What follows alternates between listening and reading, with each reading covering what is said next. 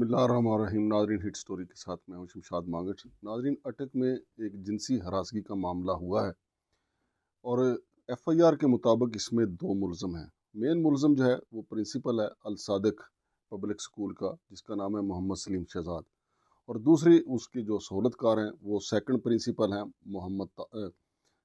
اور دوسری اس کی جو سہولت کار ہیں میڈم تاج، وہ سیکنڈ پرنسپل ہیں۔ ناظرین، ایف آئی آر پڑھی جائے تو اس سے اندازہ ہوتا ہے کہ کس طریقے سے یہ ظلم ہوا ہے، لیکن ایف آئی آر آپ کو پتہ ہے کہ پولیس کی ایک کہانی ہوتی ہے، مگر یہ کہنا کہ اس بچی کے ساتھ پرنسپل نے زیادتی نہیں کی، ایسا ہو نہیں سکتا، کیونکہ اگر بچی کا والد جو ہے وہ اس نے جرت کر کے تھانے میں درخواست دی ہے اور یہ ایف آئی آر رجسٹرڈ ہوئی ہے اور اس کا مقدمہ نمبر ہے 764/23، تو یہ اگر ایف آئی آر درج کروائی ہے تو ظاہر ہے کہ یہ کیس تو ہوا ہے۔ لیکن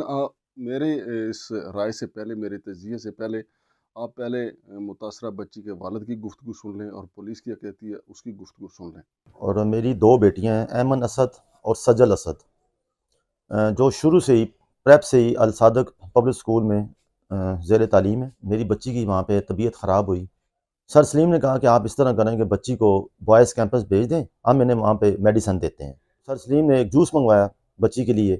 جو وہ فریش جوس تھا وہاں کینٹین سے گلاس میں، اس کے بعد وہ آفس میں لے گئے۔ آفس میں لے جانے کے بعد وہ بچی نے جیسا اسٹیٹمنٹ دی کہ سر پہلے بیٹھے ہوئے تھے اپنی چیئر پہ، اس کے بعد میں سامنے صوفے بیٹھی ہوئی تھی، اس کے بعد سر میرے پاس آگے بیٹھ کے اور کہا کہ آپ کی طبیعت خراب ہوئی تھی تو آپ کو کون سے ہاتھ پہ ڈرپ لگی تھی، اس طرح وہ ہاتھ ساتھ چیک کرتے رہے اور نازیبا حرکات شروع کر دیں۔ سیکشل ابیوز کا جو آفینس ہے، یہ اس کی سزا کم از کم 14 سال اور میکسیمم 25 ایئرز رکھی گئی ہے۔ اس کا مقصد یہی ہے کہ معاشرے کے اندر بچوں کے ساتھ ہونے والی سیکشل ابیوز کے آفینسز کو روکا جا سکے۔ لیجسلیشن نے اپنا کام کر دیا ہے، اب ہماری ذمہ داری ہے کہ ہم اپنے آس پاس ہونے والے واقعات کو نہ صرف رپورٹ کریں بلکہ ان معاملات کو رپورٹ کرنے کے بعد عدالتوں میں ان کی پیروی بھی کریں۔ جی، تو ناظرین، آپ نے سنا کہ بچی کے والد نے کیا کہا اور پولیس کا کہنا ہے کہ ہم میرٹ پہ تفتیش کریں گے۔ میرٹ ہی تو ہمارا سارا مسئلہ ہے، میرٹ پہ اگر تفتیش ہو تو یہ جرم جو ہیں وہ یقین مانے رک جائیں۔ میرٹ پہ اگر پولیس آگے بڑھے گی تو ساری گتھیاں جو ہیں وہ سلجھتی چلی جائیں گی۔ مین اس واردات کی، مین اس جرم کی جو گواہ ہے میڈم تاج ہے۔ میڈم تاج اگر اس بات کو تسلیم کر لے کہ بچی کو، بیمار بچی کو سلیم شہزاد جو ہے وہ اپنے کمرے میں لے کے گیا، پھر وہاں پہ جو ظلم ہوا، تو میڈم تاج اگر گواہ بن جائے تو پھر میرا نہیں خیال کہ یہ سلیم شہزاد صاحب جو ہیں وہ بچ سکتے ہیں۔ بہرحال سلیم شہزاد چونکہ ہماری آنے والی نسل کے معمار ہیں، لیکن آنے والی نسل کو جس طریقے سے ہم تعمیر کر رہے ہیں، جس طریقے سے اساتذہ جو ہیں بچوں کے ساتھ سلوک ان کا، آئے روز ایسی خبریں آتی ہیں، مدرسوں سے بھی آتے ہیں، اسکولوں سے بھی آتی ہیں،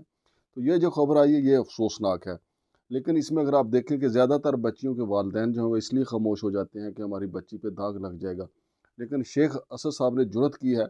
تاکہ یہ پرنسپل جو ہے اس کو عبرت کا نشان بنا دیا جائے اور آئندہ یہ ایسی جرت نہ کرے۔ اس کے باوجود میں یہ کہوں گا ارباب اختیار سے کچھ ایسا ڈیکورم بنائیں کہ اسکولوں میں بچے بچیاں جو ہیں وہ محفوظ ہو جائیں، لیکن چونکہ ہر جگہ پہ ایسا کوئی نہ کوئی جنسی درندہ بیٹھا ہوتا ہے، کوئی بچے پہ، معصوم بچے پہ جنسی حملہ کر دیتا ہے، کسی معصوم بچی پہ جنسی حملہ ہو جاتا ہے، تو یہ بڑی خوفناک واردات ہے۔ اب دیکھتے ہیں کہ اٹک پولیس کے لیے یہ ایک چیلنج ہے، اگرچہ یہ معاملہ جائے گا اور سینئر ایڈوکیٹ جو ہیں وہ اس کو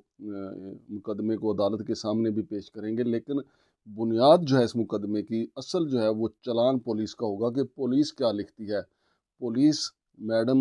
تاج کا کیا بیان لیتی ہے اور سلیم شہزاد اس میں کیا کہتا ہے، یا اس میں کوئی اور کیا ہیرا پھیری آتی ہے۔ لیکن شیخ اسد کو سلام ہے کہ جنہوں نے یہ جرت کی ہے کہ اس معاملے کو اٹھایا ہے۔ شمشاد مانگڑ کو اجازت دیجیے، اللہ حافظ۔